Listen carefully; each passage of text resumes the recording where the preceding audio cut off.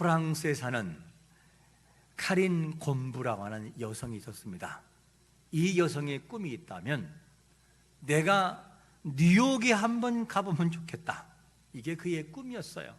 그래서 뉴욕에 가기 위해서 작정을 하고 드디어 꿈에 그리던 뉴욕에 도착한 카린과 남편은 이제 함께 피자를 몇 조각을 잘 준비해서 센트럴 파크, 그리고 그 유명한 5번가를 가기 위해서 이제는 모든 것을 준비했습니다. 그런데 카린이 하나의 발견한 장면이 너무나 마음이 아픈 장면이 눈에 들어오는 거예요. 그 장면이 뭐냐? 한 노숙자가 쓰레기 그 통에서 뭔가를 찾으려고 막 찾고 있었어요. 이것을 보았던 카린이라는 여성이 너무 마음이 아파서 자기가 먹던 피자, 일부 남은 피자를 잘 보관한 것을 그에게 다가가서 이거를 전해주었어요. 죄송합니다, 피자가 식었습니다, 이러면서 피자를 드렸죠. 그랬더니만 이 노숙자가 하는 말이, 봉지에 뭐가 들었습니까? 예, 피자입니다. 그런데 많이 식어서 죄송합니다, 이 말을 하고 전해줬더니만 노숙자가 하는 말이, 정말 감사합니다, 복 받으실 거예요, 이런 말을 하는 거였습니다. 카린은 물론이요, 노숙자 남성이 누군지를 전혀 몰랐어요. 그리고 헤어졌어요. 그런데 이튿날 아침에 누군가가 호텔방을 막 두드리는 거예요. 나갔더니만 직원이 신문 하나 들고 있고 모닝커피를 들고 있으면서, 이 기사를 봐라, 여기에 당신 나와 있다. 바로 무슨 기사냐? 저 기사예요. 한번 볼까요? 카린이란 여성이 노숙자에게 피자를 전해주는 저 장면이 고스란히 찍었던 거였어요. 그런데 이렇게 찍었는데 저 노숙자는 가난한 노숙자가 아니었고 누구였느냐? 그 유명한 리처드 기어라고 하는 영화배우예요. 그 사람은 몇억 달러의 돈이 많은 사람이고 유명한 리처드 기어 영화배우예요. 그게 누구냐? 정면 얼굴 볼까요? 바로 저 사람입니다. 리처드 기어. 그 나중에 알고 보니 이 카린이라고 하는 여인이 간 그 뉴욕이 마침 그곳에 새 영화 타임 아웃 오브 마인드라고 하는 옛날의 영화를 다루는 그 영화를 촬영하던 세트장에 있었어요. 그러니까 이 리처드 기어는 자기가 여기 뭐였냐면 노숙자 역할이었어요. 그리고 뭔가를 막 찾고 있는데 처음으로 뉴욕에 온 저 카린이라는 여성이 그 장면을 보고 너무 안 돼서 자기가 먹던 피자를 줬던 거였습니다. 그런데 이 담당자 리처드 기어가 나 노숙자가 아니에요, 이런 말을 하지 않고 그냥 연기에 몰두했어요. 그리고 그 스태프진들도 그거를 끊지 않고 그냥 진행해 나갔어요. 왜냐? 너무나 감동됐었어요. 야, 지금의 시대에도 저런 사람이 있구나 하는 감동 때문에 그대를 그대로 찍어서 그냥 신문에 내보냈던 거였어요. 리처드 기어가 이제는 인터뷰를 합니다. 자기가 노숙자로서 역할을 감당할 때 약 40분 동안 내가 이렇게 노숙자로서 일을 하고 있을 때 어느 누구도 나와 시선을 마주치지 않았습니다. 나를 찾는 자가 없었습니다. 그러면서 이 만약에 자기가 리처드 기어라고 하는 것을 알리고 분장을 다 해쳐버리고 정장을 딱 했으면 저는 30분도 그곳에 못 서 있을 것입니다. 왜? 너무나 인기가 많으니까. 그런데 신기한 것은 사람들이 저에게 시선을 주지 않았습니다. 오직 카린 저 여인만이 저에게 다가왔습니다. 그러면서 하는 말이 뭐냐면, 나를 포함해서 많은 사람이 겉모습에 집중합니다. 우리는 좀 더 이제부터는 내면에 집중하는 마음을 좀 길러야 되겠습니다. 이게 리처드 기어의 고백이었어요. 사람은 외모에 집중합니다. 내면에 집중하려고 하지를 않아요. 사람을 볼 때도 외모를 보고 내면이 이럴 거라고 생각을 하지만 그 내면에 진심이 담긴 모습을 보려고 하는 노력이 너무나 미약한 것이 우리의 모습이기도 합니다. 여러분, 우리 자신들은 어떤 모습일까? 오늘 본문에 나오는 이 사무엘 선지자도 내면을 보려고 하는 것이 아니라 외면에 집중하다가 주님 하나님께 책망을 듣는 장면이 등장하지요. 오늘 본문에 사울이라고 하는 사람이 패해지는 배경이 있어요. 하나님께서 사울을 선택했지만 사울이라고 하는 이 사람이 하나님의 말씀대로 행하지 않고 계속해서 곁길로 가버려요. 그러니 하나님께서 그를 버려버려요. 사울은 처음 출발이 참 겸손한 사람이었어요. 하나님의 마음에 드는 사람이었어요. 그런데 그가 점점 어떻게 발견되느냐? 자기의 소견대로 하나님의 뜻을 위해 부름받은 그가 하나님의 뜻을 위해 일하지 않고 그는 자기의 마음대로 일을 합니다. 그러다 보니까 하나님께서 그를 버리기로 작정을 해버려요. 그는 갈수록 교만해졌어요. 이것이 버림받은 그의 모습이었습니다. 그래서 하나님께서 사울을 패하고 제2대 왕이었던 이대 왕을 선택하기 위해서 한 가정을 선택하는데 그게 누구냐? 이새의 가정이었어요. 하나님 말씀하시길래 사무엘아, 네가 이새의 가정으로 가면 내가 감동 주는 그 사람에게 너는 기름을 부어라. 그가 제2스라엘의 이대 왕으로 될 것이다. 이렇게 하나님께서 말씀하시는 이 내용이 나와요. 이 장면에서 인간의 본성이 어떻고 하나님 마음이 어떤지를 우리에게 보여주어요. 이 장면을 우리가 함께 볼 것입니다. 자, 그러면 사람은 어디에 집중하느냐? 외모에 집중해요. 그 모습을 뭐라고 표현하고 있냐면 이런 단어로 표현합니다. 첫 번째로 뭐라고 말하죠? 엘리압이 뭐하고? 보고, 이렇게 말해요. 보았다. 그 내용이 6절에 보니까 이렇게 말씀합니다. 그들이 오매 사무엘의 엘리압을 보고 마음에 이르기를 여호와의 기름 모실 자가 과연 주님 앞에 있도다 하였더니, 자, 그러면 사무엘이 엘리압을 보고 어디에 생각을 해요? 마음에 이르기를, 그러니까 밖으로 말하지 않았어요. 야, 저 사람이다, 바로 이렇게. 그러니까 사무엘 선지자는 하나님의 뜻을 행하면서 뭐 하느냐? 하나님의 생각에 집중하지 않고 하나님의 뜻에 집중하지 않고 자기의 생각으로 하나님의 생각을 결정해버려요. 그냥 이 사람이다, 하나님 이 사람이죠? 이렇게 결정을 해버려요. 이것이 누구냐면 사무엘의 모습이었어요. 지금 사무엘은 어디에 집중되어 있느냐? 엘리압의 외모에 집중되어 있어요. 왜 그럴까? 이미 버려진 사울의 이 잔상을 버릴 수가 없었어요. 그러니까 이 사무엘이 볼 때의 왕이라고 한다면 기준점이 사울이었어요. 왜? 외적인 모습이 훌륭하고 그 겸손했던 사람이었기 때문에 그 사울이라고 하는 잔상을 버리지를 못해요. 그러니까 이대 왕도 저 정도는 돼야지, 이게 사무엘의 생각이었어요. 하나님이 사울을 처음에 택할 때에 외형이 아니었어요.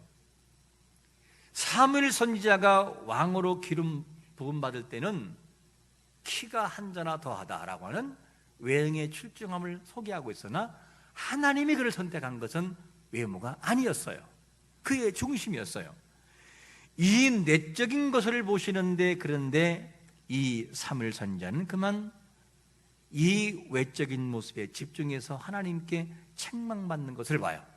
여러분, 외적인 것을 사람은 보지 않을 수는 없으나 외적인 것이 전부가 아니라 내면을 보려는 노력이 우리 앞에 있으시기를 축원합니다.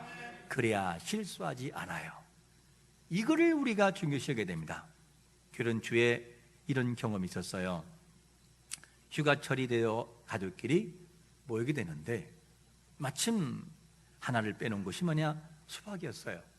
그래서 수박을 살 데가 없을까 하고 돌아보다가 마침 이 수박을 파는 곳이 있어서 갔더니만 두 종류의 수박을 팔고 있었어요. 한 수박은 굉장히 큰 수박이었으면서도 꼭지가 마른 수박, 그러면서 가격은 약간 저렴한 수박이었고, 한 수박은 크기가 작았지만 꼭지가 싱싱하고 그런데 비싼 수박이 있었어요. 그것을 보고 저와 아내가 생각이 좀 달랐어요. 저는 얼른 보기에 이 정도 수박이면 크고 여러 명 먹겠다, 가격도 저렴하고 괜찮겠네. 그리고 다른 것에 별로 신경 안 썼어요. 아내는 뭐냐? 이 수박을 샀으면 좋겠다, 작지만 그래도 싱싱해 보인다. 제가 설득을 했죠. 아니, 내 경험으로 볼 때 이게 꼭지가 말랐어도 아주 잘 익고 좋은 수박이 있더라. 그러니 이번에는 내 결정을 따라주어라. 수박을 샀어요. 밥을 먹고 가족들이 모여서 수박을 딱 잘랐어요. 어땠을까요? 수박이 너무 익어서 못 먹는 건 아닌데, 너무 익어서 이제는 너무 익은 단계를 벗어나서 조금 있으면은 상할 수 있는 단계까지 먹기가 불편한 수박이었어요. 자, 이 내용을 보면 사람이 어떤 마인드를 가지고 보느냐에 따라서 결정이 돼버려요. 내가 이 마인드를 가지고 본다 그러면 이게 결정되는 거고, 저 생각을 가지면 저렇게 결정되는 거예요. 우리가 어디에 비중을 둘 것인가에 따라서 모든 결정은 달라져요. 우리가 외모의 모든 것을 바라보고 이럴 거야라고 속을 무시해버리고 한다면 그 사람은 아픔을 당할 거예요. 실수하게 됩니다. 그러나 외적인 것도 안 볼 수는 없으나, 외적인 것도 중요하지만 이 이면에 더 중요한 내적인 부분을 관심을 두고 중심을 두는 사람은 실패할 확률이 적다는 거예요. 이것이 필요한데 많은 사람들은 뭐냐면 외적인 것에 치중한 나머지 내적인 정말 중요한 부분은 보려고 하지 않는 경향이 많다는 거죠. 여러분, 아브라함이 며느리를 고를 때, 이삭의 아내를 고를 때 어떤 기준점을 잡냐면, 그 내용에 대해서 종에게 아내 될 사람, 즉 며느리 될 사람을 선택해 오라고 할 때에 창세기 24장 3절과 4절에서 이렇게 말을 해요. 창세기 24장 3절 4절, 내가 너에게 하늘 하나님 땅의 하나님이신 여호와를 가리켜 맹세하게 하노니 너는 내가 거주하는 이 지방 가나안 족속의 딸 중에서 내 아들을 위하여 아내를 택하지 말고 내 고향 내 족속에게로 가서 내 아들 이삭을 위하여 아내를 택하라. 이삭의 아내를 택하는데, 아니 왜 아브라함이 살던 이 가나안 땅에서 왜 택하지 않고 다른 곳으로 보낼까? 다른 말로 말하면 하란 지역으로 왜 보내냐는 거예요. 이 내용을 보면 아브라함의 선택의 기준은 뭐였느냐? 가나안 땅에 사는 사람들은 굉장히 문화가 타락한 문화였어요.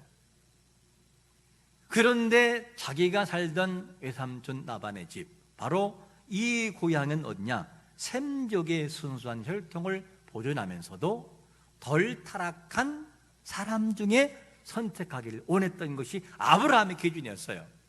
그러면 여러분, 사람이 외적으로 꾸미는 것이 얼만큼 중요하냐면, 아브라함이 살던 가나안의 문화와 하란의 문화는 조금 달라요. 어디 문화가 훨씬 발달했느냐? 가나안의 문화예요. 가나안의 문화는 그 시대에 초스피 들어가는 가나안의 문화예요. 최고의 문화. 그렇기 때문에 이 문화에 접한 사람들에게는 센스가 있고 매력이 있어요. 가끔 여러분 이런 말을 듣잖아요.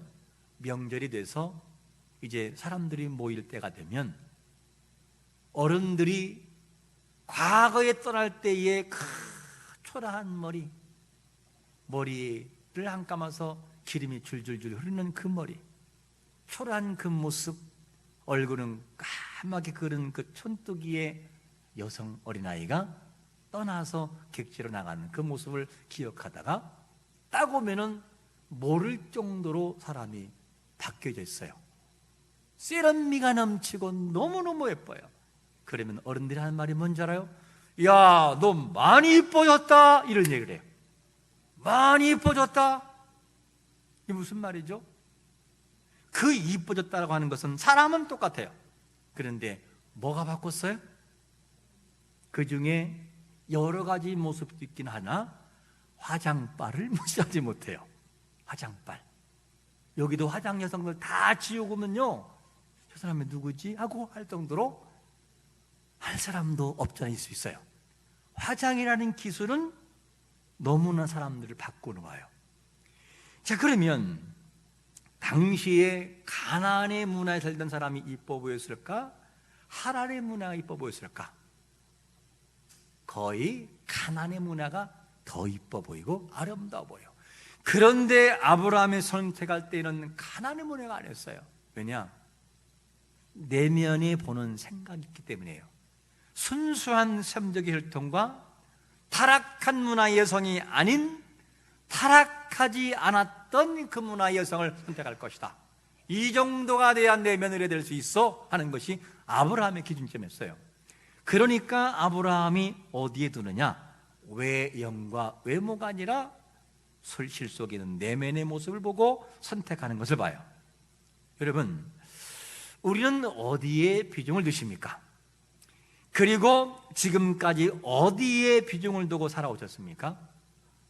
외적인 것에 초점을 두었다면 이제부터는 눈에 보이지는 않지만 더 중요한 내면의 중심을 두는 자가 되시기를 축원합니다. 그렇지 않으면 후회할 때가 온다는 거예요. 꼼꼼히 살펴보고 진짜 중요한 게 뭘까? 이 내면을 보는 훈련이 우리에게 필요한 것이죠. 자, 그러면 인생은 즉 사무엘은 외형에 집중됐다면 그러면 하나님은 어디에 집중될까? 두 번째로 뭐라고 말씀하냐면 중심을 보시는 하나님이라고 소개해요. 이 내용이 7절 한번 같이 읽어볼까요? 7절 시작. 여호와께서 사람에게 이르시되 내가 이미 그를 버렸노라. 내가 보는 것은 사람과 같지 아니하니 사람은 외모를 보거니와 나 여호와는 중심을 보시니라 하시더라. 할렐루야. 하나님의 기준점은 중심에 딱 마음 중심에, 히브리 문화에서는 심장으로 표현하게 돼요. 심장. 그런데 이거를 정리하면 마음을 의미하죠. 이렇게 해서 마음의 중심을 보신다라고 말해요. 그러면 하나님이 중심을 본다라고 하는 기준을 예를 구약과 신약에서 하나씩 들어볼까요? 우리가 잘 아는 하나의 사건이 있죠. 구약에서 아담과 하와가 낳은 자녀가 누구죠? 가인과 아벨이었어요. 그런데 이들이 점점점 자라나 가인도 제물로 하나님께 영광 돌리고 아벨도 드렸어요. 가인은 곡물로, 아벨은 동물로. 그런데 결론은 받은 것이 누구 것만 받았어요? 아벨 것만. 왜 안 받았을까? 왜 그랬을까? 자, 가인도 분명히 자기 나름대로의 마음을 가지고 드렸고 아벨도 드렸어요. 그 이 모든 것은 외형으로 얼른 보기에는 표시가 나지 않아요. 누구의 것이 좋은지를 표시가 나지 않는데, 그런데 히브리서의 기자의 소개를 통하여 보면 아하, 이것 때문에 그렇구나 하는 걸 알 수 있어요. 그게 뭐냐? 히브리서 11장 4절은 이렇게 증언합니다. 믿음으로 아벨은 누구보다 가인보다 더 나은 제사를 드려 하나님께 드렸다는 거예요. 여기에서 판가름는 게 뭐냐면, 믿음이라고 하는 것은 내면에 속하는 부분이에요. 외형이 아니라 내면에 속하는, 중심에 속하는 거예요. 그런데 이 가인과 아벨의 차이점이 뭐냐면, 가인은 외형적인 모습으로 그냥 드린 거예요. 그냥 속이 어떻든지 간에 드렸는데, 아벨은 뭐냐면 양이랄지라도 충성을 다해서 그 중에 첫 것으로, 좋은 것으로, 이 양이면 좋은 것으로, 우리말로 한다면 헌금을 1,000원을 드려도 아무런 생각 없이 드리는 마음이 아니라, 드릴 때부터 하나님, 이 예물 제 마음입니다, 받아주세요. 이 양이면 지갑에서 꺼낼 때도 그 중에 어떤 것이 좋은 것이지 하는 그 순수한 마음, 열정, 이런 마음이 뭐냐? 마음이라 그 말이에요. 그러니까 아벨의 마음속에는 벌써 출발부터 마음에 달랐던 거였어요. 큰 정성을 다하는 이 모습. 그러니까 하나님께서 뭐라고 하느냐? 믿음으로 아벨은 가인보다 더 나은 제사를 드렸다, 이렇게 평가하고 있어요. 하나님은 뭘 보시느냐? 중심을 보신다는 거예요. 중심, 마음, 그의 심장을 보셔요. 그래서 사람은 여기에 신경 쓰지 않을지 몰라도 하나님은 매사의 마음을 본다는 거예요. 너의 마음이 나에게 어떠한지를 내가 보고 있다라고 하는 거예요. 여러분, 하나님이 나를 보고 있다는 전제가 항상 나를 깨우는 자가 되시기를 축원합니다. 그래야 하나님께 귀하게 쓸 수가 있다는 것이죠. 이게 아니면 하나님의 앞에 응돌릴 수가 없다는 거예요. 우리가 계속 실패를 하고, 우리가 계속해서 여러 가지 힘든 과정을 겪을 때 꼭 살펴보세요. 나는 중심을 보고 모든 걸 결정하나, 아니면 겉모습을 보고 결정하나, 여기에 따라 판도가 달라지는 것이죠. 신약에서는 어떤 내용을 볼 수 있을까요? 누가복음 7장 이하에서 이런 사건이 등장해요. 한 백부장이, 이방인의 백부장이 자기의 부하들이 있는데 부하가 병이 들어요. 그런데 그 상태가 죽을 병 같아요. 너무나 시급해서 장로들을 보내서 좀 주님이 오시면 좋겠다 라고 했어요. 다 왔을 때 친구들을 보내서, 아니 주님이 우리 집에 들어오는 것을 너무나 감당할 수 없다, 크신 분이 우리 앞에 집에 오는 것은 안 된다, 그냥 주님이 종에게 명하사 낫기를 원합니다, 그러면 낫겠습니다 하는 것을 부탁을 해요. 이것을 보고 주님이 하신 말씀이 뭐냐면 이런 말씀을 해요. 누가복음 7장 9절 한번 같이 읽어볼까요? 시작. 예수께서 들으시고 그를 놀랍게 여겨 돌이키사 다른 무리에게 이르시되, 내가 너희에게 이르노니 이스라엘 중에서도 이만한 믿음을 만나보지 못하노라 하시더라. 누구와 누구를 비교하냐면 이스라엘과 이방인의 한 사람을 비교해요. 이스라엘 중에서도, 유대인들 중에서도 율법을 외우고 달달 외우고 하는 이들조차 이런 믿음 없었다. 그런데 이방인을 보아라. 이방인을 보니, 야, 어떻게 이방인이 이럴 수 있을까? 그러면서 뭘 평가하느냐? 이스라엘 중에도 이만한 믿음을 가진 자가 없다. 그리고 하나님께서는 뭐냐? 주님께서는 중심에서 주님을 진짜 의지하는 그 사람이 옳지, 그것이 옳다, 그러면서 그를 칭찬하는 걸 봐요. 이 내용을 보면, 또 이 사건을 보면 매사에 내 중심이 어디를 향하고 있느냐, 여기에 따라서 주님이 받으시기도 하고 받을 수 없기도 한다는 것을 알게 돼요. 여러분, 우리 마음 중심이 항상 하나님께 두는 자가 되시기를 축원합니다. 외형이 아니라 중심이 중요하죠. 이거를 주님께서 우리에게 가르치고 있는 걸 보아요. 어떤 사람이 은혜를 누릴 수 있죠? 어떤 사람의 마음에 평강을 누릴 수 있죠? 바로 이런 사람이에요. 이사야 26장 3절 보니까 주께서 심지가 견고한 자를 평강하고 평강하도록 지키시리니 이는 그가 주를 신뢰함이니이다. 예체르 사무크라고 하는 이 히브리어 원문, 예체르 사무크, 심지가 견고한 자. 심지가 견고한 자가 누굽니까? 바로 이런 사람이 심지가 견고한 사람이요.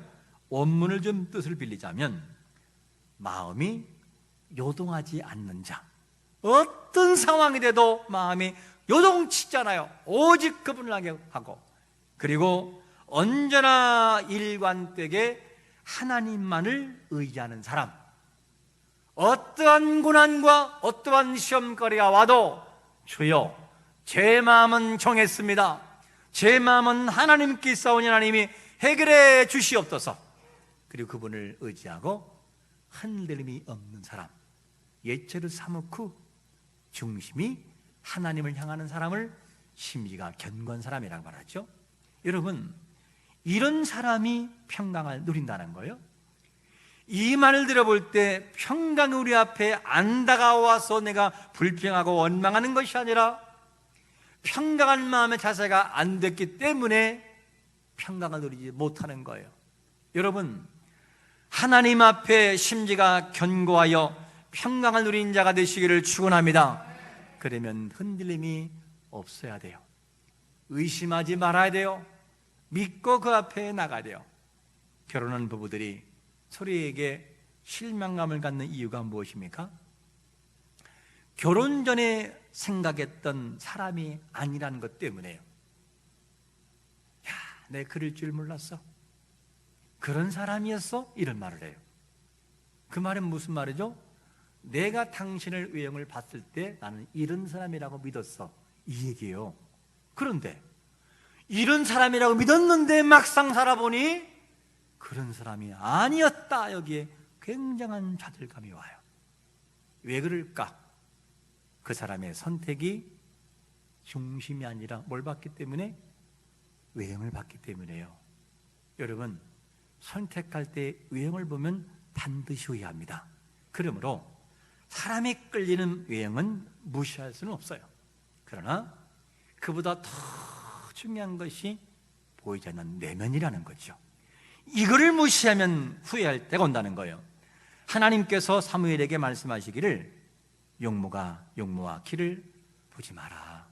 나는 그거 보고 결정하는 게 아니야. 그것이 아니란다. 나는 중심을 봐. 중심을, 네가 보는 외모가 아니라 나는 그 내면의 중심을 본다. 여러분, 하나님이 우리의 힘과 능력과 삶의 주인된 것을 믿으시기를 축원합니다. 그 주님 앞에 우리는 중심으로 나가야 돼요. 나를 보시는 그분도 나의 중심을 보시고 나도 내 중심을 하나님께 드린다는 결단이 항상 있어야 돼요.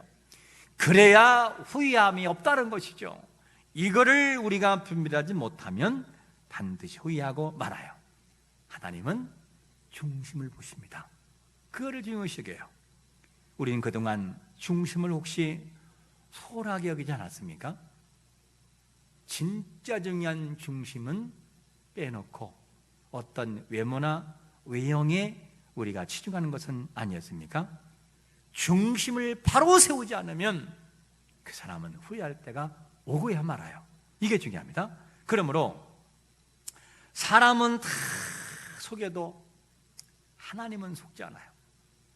하나님은 속일 수 없어요. 그럴 바에는 하나님을 속일 수 없다면 하나님 앞에 바로 서는 것이 최고예요. 하나님을 속이다가 낭패 본 사람이 누가 있죠? 사도행전에서 아나니아와 삽비라는 부부예요. 어느 날 초대교회 당시에 전개되는 운동이 자기의 것을 팔아서 구제하자라고 하는 운동이 전개됐어요.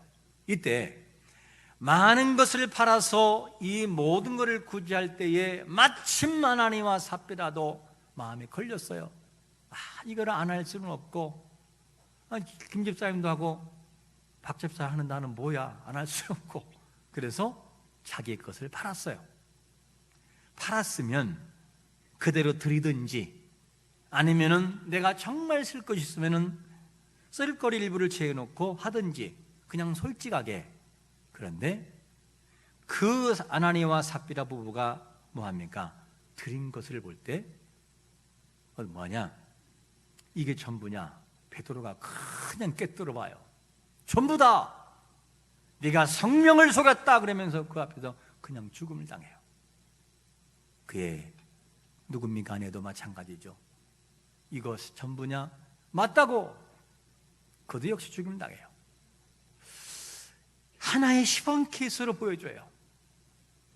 하나님 앞에 거짓말시키고 속이려고 했던 이 아나니아 삽비라 부부가 죽임을 당하는 이 불행한 모습.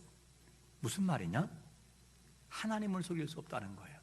다 속여도 하나님은 중심을 보시는 분이에요. 그렇기 때문에 중심을 보신 하나님 앞에 우리는 바로 서야만 돼요. 우리는 어디에 관심을 두십니까? 외적인 것입니까? 내적인 중심입니까? 하나님은 외모가 아니라 중심에 관심을 두십니다. 하나님이 왜 다윗을 사랑했을까? 이유가 하나예요. 뭐라고 하냐면 내 마음에 맞는 사람이다. 이 말을 원문을 풀면 무슨 말이냐? 내 마음을 뒤따르는 사람, 그런 말이에요. 하나님이 뭐라고 하시면 그거에 토를 달지 않고 하나님의 뜻이기 때문에 그대로 순종하며 그 뒤를 돌아가요. 예를 들면 이런 거죠.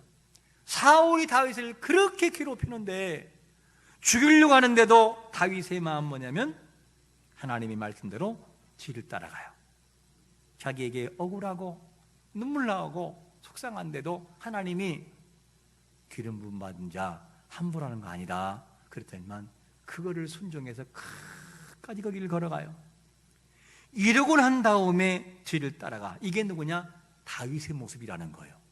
네가 힘들고 어렵지만 내 뒤를 따라오는구나, 네가 나의 법을 따라가는구나 하고 하나님의 뜻을 거스르지 않고 앞서가지도 않고 그들을 조용히 따라가는 이 순종함이 다윗을 향해서 뭐라고 합니까? 내 마음에 맞는 사람, 합한 자란 뜻이에요. 여러분, 우리는 어디에 마음을 두십니까? 다시 질문합니다. 우리는 어디에 중심을 두십니까? 외모입니까? 아니면 마음, 심장 그 중심입니까? 하나님은 외모가 아니라 중심이라고 말을 해요. 그러므로 무엇을 하든지 어떤 결정하든지 외적인 모습이 아니라 중심을 보시는 그 하나님 앞에서 내 마음도 중심을 내어 놓고 모든 걸 행할 수 있는 자가 되시기를 축원합니다. 그러므로 주님의 평강이 그 속에 들려온 걸 경험하고 중심 보시는 하나님 앞에 인정받아 최선의 모습으로 최고의 모습으로 쓰이는 거룩한 성도가 되시기를 예수 그리스도의 이름으로 축원합니다. 아멘.